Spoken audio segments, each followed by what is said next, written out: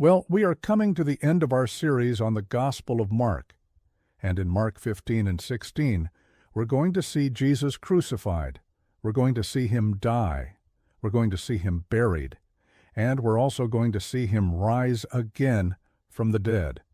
Now, if that sounds like a lot to cover in just one video, well, it is. But Mark gives us such a compact gospel that he's able to do all of that and more in just over 20 verses. So let's get into it.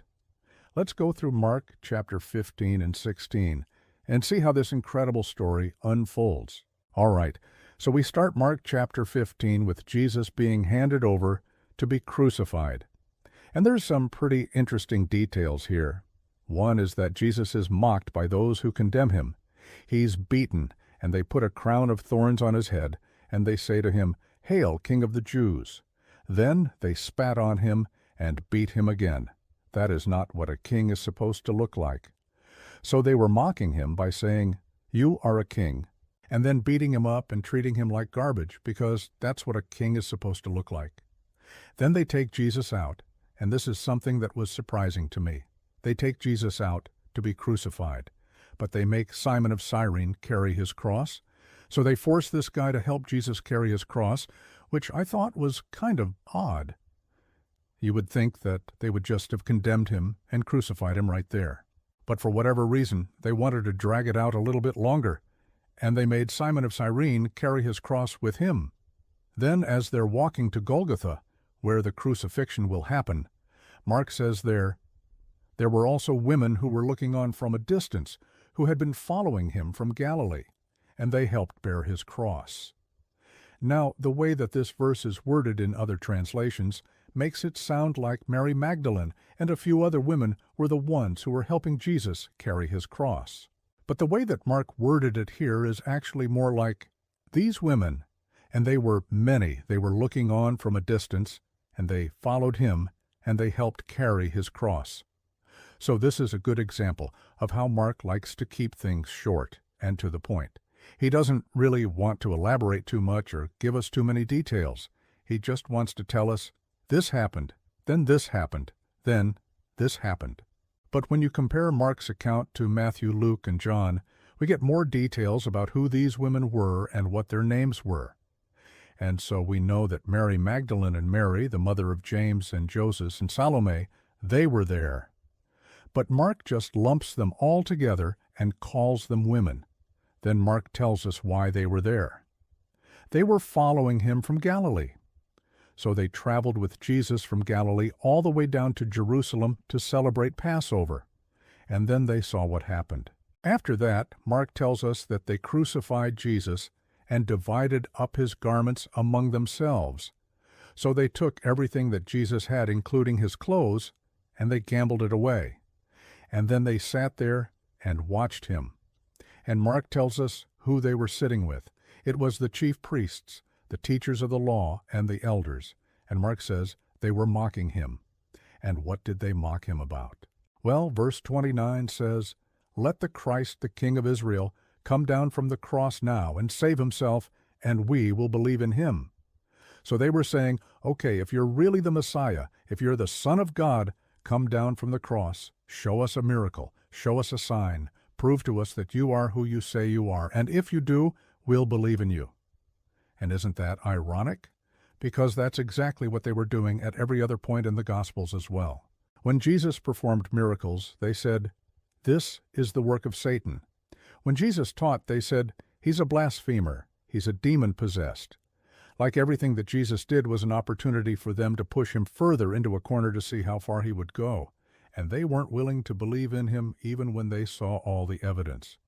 After that, Mark tells us that Jesus cried out with a loud voice, and he said, "Eloi, Eloi, lema sabachthani," which Mark translates as, my God, why have you forsaken me?"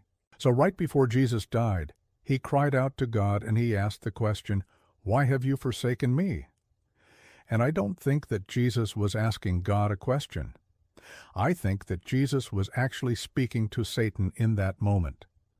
Mark tells us that at that very moment, the temple curtain was torn in two from top to bottom.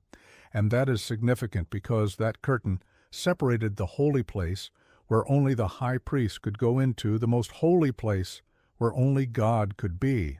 So the curtain represented the barrier between humanity and God. And if you wanted to talk to God, you had to go through the high priest, but that curtain was torn from top to bottom, which Mark points out.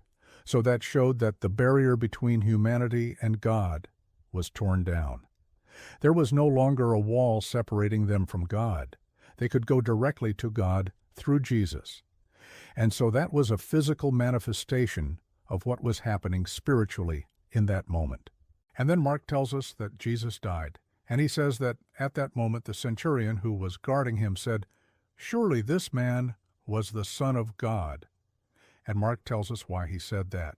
For he had never seen such fierce and courageous faith. So Jesus had such faith in God that even though he was dying, he still trusted in God. He still cried out to God. He still called out to God, and he believed that God was going to hear him. And that's what impressed the centurion so much. He had never seen anyone have such strong faith in their God, even as they were dying. So he said, "Surely this man was the Son of God." Then Joseph of Arimathea comes on the scene. He asks for Jesus' body, and he wraps him in a clean linen cloth, and he laid him in a new tomb that had been cut in the hillside. And Mark tells us that the stone was rolled against the entrance of the tomb. And so they left Jesus in the tomb. But wait, before we move on to Mark chapter 16, remember to take a second and subscribe to our channel. If you enjoyed this video, if you found it helpful, please consider subscribing. It helps out our channel a lot.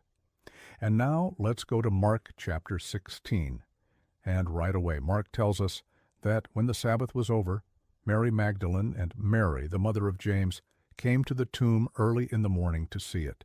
And Mark says that someone had already rolled the stone away, so they went in, and they didn't find Jesus' body. And Mark tells us that while they were looking for Jesus, they were afraid and trembling. And the angel appears and tells them, "Don't be afraid, for you are looking for Jesus of Nazareth, the crucified. He has risen. He is not here. Come and see the place where he lay." So the women go and see where Jesus was laying, but they don't see him. And then the angel tells them, "Go quickly and tell his disciples that he has risen from the dead, and that he is going ahead of you into Galilee. There you will see him, as he said to you." So the women leave the tomb, and they run to tell the disciples what happened, what they saw, and what the angel told them. And that's when Mark ends his gospel. So let me ask you this. What do you think? What do you think about Mark's gospel? Do you think it's helpful? Do you find it encouraging? What did you learn from Mark's gospel? Leave a comment below. Share your thoughts. And if you've been watching through our Mark series and you've been enjoying it, but you haven't subscribed yet, remember to do that. If you subscribe, you'll be notified whenever we post new videos. So until next time, thanks for watching.